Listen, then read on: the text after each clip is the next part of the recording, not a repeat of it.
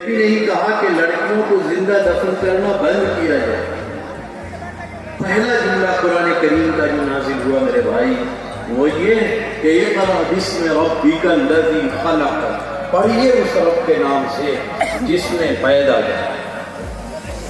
اس کا مطلب یہ ہے کہ سماج میں جتنی برائیاں اور سماج میں اللہ تعالیٰ سے اور دین سے جتنی دوری ہو، اگر سماج پڑھا ہوا ہو، اگر وہ علم کی دولت سے مالا مال ہوگا تو پھر برائیاں ختم ہوں اور دھیرے دھیرے حق غالب آئے۔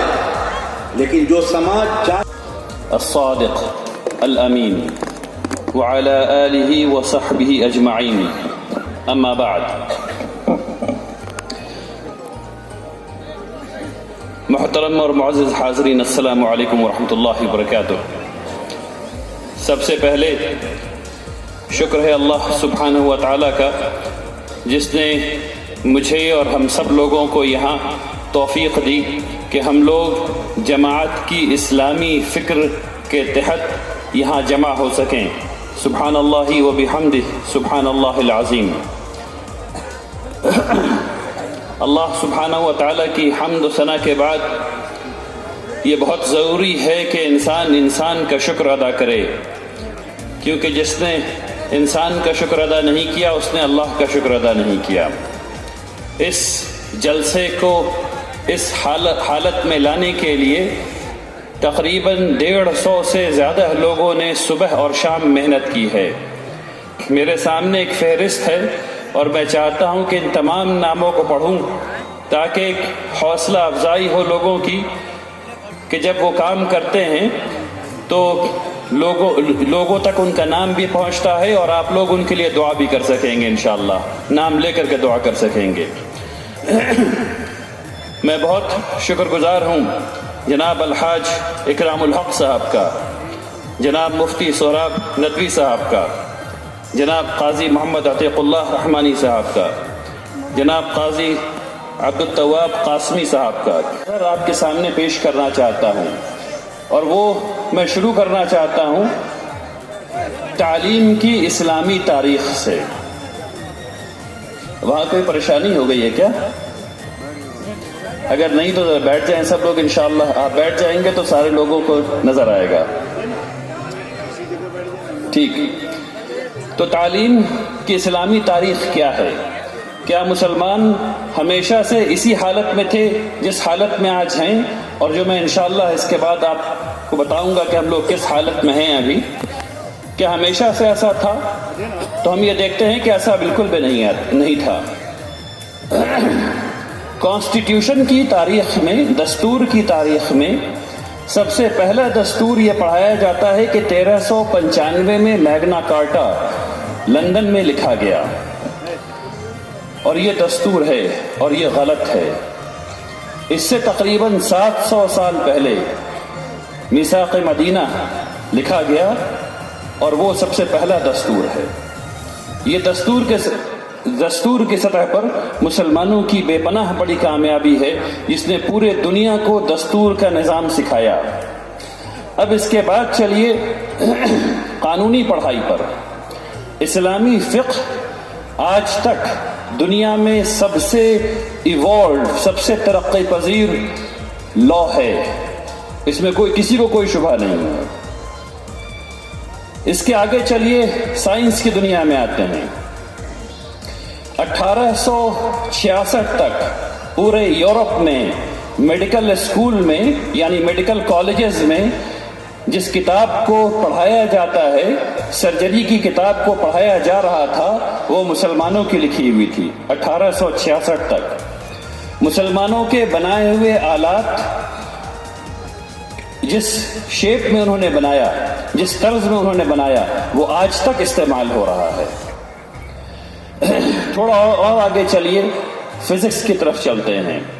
فزکس میں جب کسی نے تصور بھی نہیں کیا تھا کہ انسان ہوائی جہاز میں اڑے گا، تو اس سے 400 سال پہلے ابن فرناس نے ہوائی جہاز کا ورکنگ ماڈل بھی بنایا اور یہ بھی بتا دیا کہ ہوائی جہاز کی دم اگر مڑے گی نہیں تو وہ کبھی اسپیڈ نہیں لے سکتی، اور انسانیت نے اس کے 400 سال بعد 52 لوگوں کی جان کو کھپانے کے بعد یہ سیکھا کہ دم کو مڑنا ضروری ہے۔ اگر 400 سال پہلے کی کتاب پڑھ لیتے تو 52 لوگوں کی جان نہیں جاتی۔ تھوڑا اور آگے بڑھیے حساب میں۔ ہم لوگ کو کہا جاتا ہے کہ ہم لوگ حساب میں کمزور ہیں۔ حساب کی سب سے اہم موضوعات میں سے ایک ہے الجبرا۔ پوری کتابی عربی کا نام ہے الجبر والمقابلہ، جو مسلمانوں نے لکھی۔ ہم لوگ اسمارٹ فون استعمال کرتے ہیں، لیپ ٹاپ استعمال کرتے ہیں، یہ کبھی بن ہی نہیں سکتا تھا اگر مسلمانوں نے لاگرتم کی ایجاد نہیں کی ہوتی۔ نئے زمانے کی سائنس ہے سوشیولوجی، اس کے والد کون ہیں؟ مسلمان۔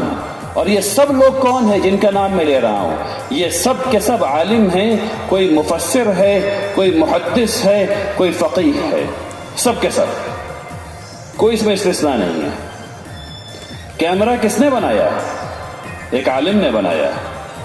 کیمرے کا جو پرنسپل ہے پن ہول کیمرہ جسے ہم کہتے ہیں، تمام وہ بچے جو 9th کلاس میں ہیں اور اس مجمع میں ہیں وہ جانتے ہیں کہ میں کیا کہہ رہا ہوں۔ پن ہول کیمرہ مسلمانوں نے بنایا، آپ کے عالم نے بنایا۔ یہ اور ایسی 1000 چیزیں ہیں جو گنائی جا سکتی ہیں۔ ڈیزائن کے مسئلے کو لے لیں۔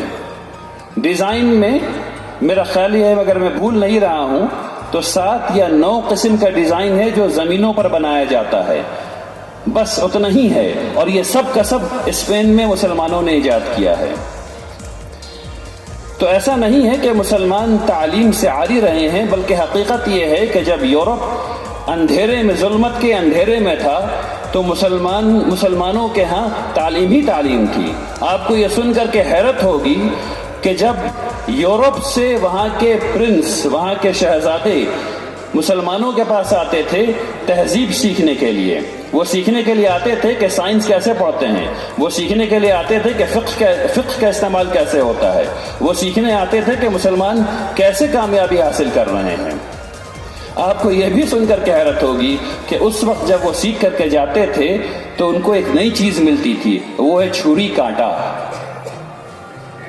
ہمارے علماء نے چھری کانٹے کا ایجاد کیا، اور ہمارے علماء چھری کانٹے سے کھاتے تھے، اور یورپ کو ہم نے سکھایا کہ چھری کانٹے سے کھاؤ۔ بات سمجھیے، یورپ کو ہم نے سکھایا ہے کہ چھری کانٹے سے کھاؤ، یورپ نے ہم کو نہیں سکھایا ہے۔ یورپ کے ہسپتال میں لوگ مر جاتے تھے، سرجری ہوئی مر گئے، سرجری ہوئی مر گئے، یہاں تک کہ ایک ہاسپٹل کو بند کر دینا پڑا کیونکہ جس کی سرجری ہو رہی وہ مر جاتے تھے۔ مسلمانوں کے ہاں سرجری ہوتی تھی وہ بچ جاتے تھے۔ پتہ یہ چلا کہ تمام مسلمان سرجن سرجری کرنے سے پہلے وضو کر رہے ہیں۔ وضو کرنے سے کیا ہوتا ہے؟ ہاتھ صاف ہو جاتا ہے، سارا بیکٹیریا ختم، تو لوگ بچ جاتے ہیں۔ ایک اور بات آپ کو بتاؤں جو بہت عجیب ہو گئی ہے ہم لوگوں کے ساتھ۔ یہ جو اردو کا نمبر ہم لوگوں کے سامنے ہے 1 2 3 4 جو ہم لوگ اردو میں لکھتے ہیں، اصلاً یہ گریک نیومرل ہے، اصلاً یہ انگلش نمبر ہے، اور جو انگلش نمبر ہے 1 2 3 4 اصلاً وہ عربی ہے۔ جو انگریزی والا 1 2 3 4 ہے، جس کو پوری دنیا نے اڈاپٹ کیا ہوا ہے، پوری دنیا میں مستعمل ہے، وہ اصلاً عربی نیومرل ہے، اور جو 1 2 3 جو ہم لوگ اردو میں لکھتے ہیں یہ اصلاً گریک نیومرل ہے۔ تو تاریخ کے ساتھ اور مسلمانوں کے ساتھ ایسے کھیل ہو گیا ہے۔ بات سمجھ میں آ رہی کیا ہو گیا ہے؟ ایسے کھیل ہو گیا ہم لوگوں کے ساتھ۔ اب یہ وقت آ گیا ہے کہ ہم لوگ تعلیم کے لیے بیدار ہو جائیں، اپنی تاریخ کے لیے بیدار ہو جائیں۔ جب ہم ایسا کریں گے، جب ہمیں پتہ چلے گا کہ ہم لوگوں نے کیا کیا کارنامے کر لیے ہیں، تب ہم لوگ انشاءاللہ اور اچھا کام کر سکیں گے۔ اب آئیے، یہ وہ تاریخ تھی، اب آج کی تاریخ پر آتے ہیں۔ آج کی تاریخ بھیانک ہے، تاریخ کہہ رہا ہوں، آج کا حال بھیانک ہے۔ ابھی آج اگر آپ لوگ، میں اعداد و شمار آپ کے سامنے پیش کرنے والا ہوں، اس کو سمجھنے کی کوشش کیجئے۔ یہ مان لیجئے کہ پورے ہندوستان میں صرف 100 مسلمان بچے ہیں۔